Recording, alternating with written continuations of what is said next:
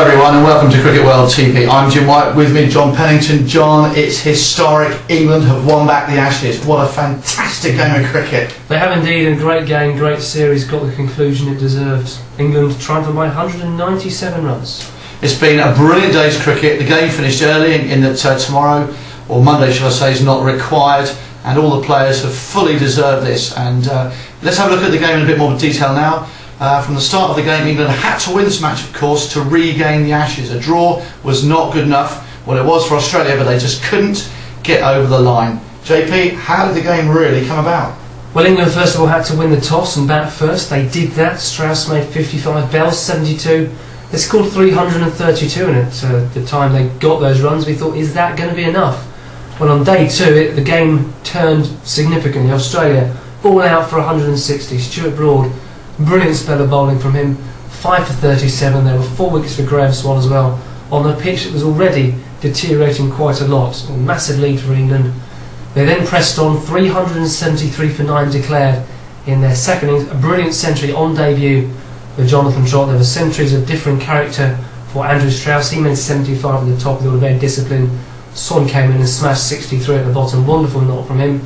And that left Australia 546 to win, and that's never been done in a first-class match, let alone a test match, let alone an Ashes test match, let alone a decisive Ashes test match. They gave it a really good go, 80 without loss overnight on day 3, eventually bowled out for 343. Mike Hussey, a brilliant century, his first century for 14 matches. He just never looked like getting out until he's the last man to go shortly before scheduled close of play on day 4. Graham Swan bowled beautifully as he had to on the pitch that was taking spin. He took 4 for 120. There were 3 wickets of Steve Harmison as well, who was on a hat-trick at a point. Could have won the Ashes with a hat-trick. It wasn't quite to be for him, but he didn't have to wait too long to uncork the champagne. It's been a fascinating, obviously, passage of play. We think that the 160, obviously, Australia just did not turn up on that day. They batted poorly, and that really is where they lost the match. Absolutely, and the credit to England's bowlers. I mean, Stuart Broad bowled absolutely beautifully, struck with his first over. Right from there on, it was completely England's day. And the ball was swinging. They were getting it to do exactly what they wanted to do, and there wasn't much resistance. Catchit scored 50. The middle order was just wiped out, and it was absolutely England's day. Of course, over the series we've seen sort of topsy-turvy, games, and despite the efforts of both teams, it has been a fascinating series, of course.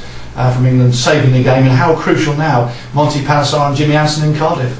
Absolutely crucial, because that meant that the series was still level going to Lords. England won there, and then it meant that later on, looking back, well, because they drew that one, they went to the Oval Wall still with a chance of victory.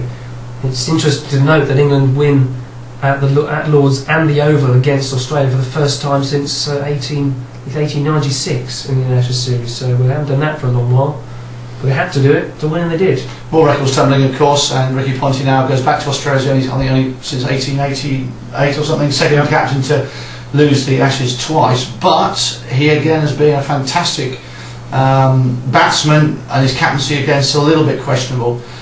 Given a rousing reception when he came to the wicket to bat probably for the last time for Australia against England in England, and all in all, Australia just weren't really up to it. They weren't. They were. If you look at the series stats, Australia 8 centuries, England 2 centuries.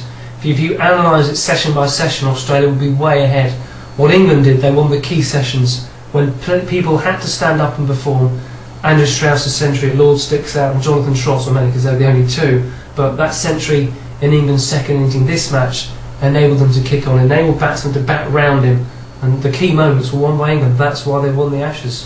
I think also to congratulations here, you just mentioned Andrew Strauss himself and the management and Andy Flower.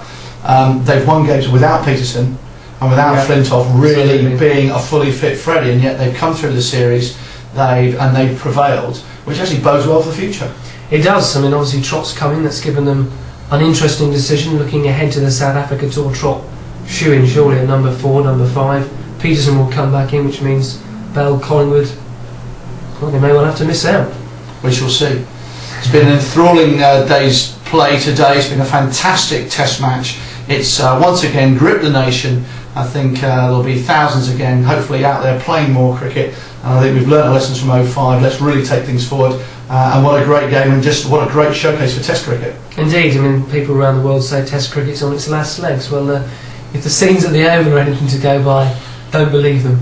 Brilliant. JB, thanks very much for your incisive comments there once again, and we look forward to seeing you on our next Cricket World TV. But for now, thanks very much for watching.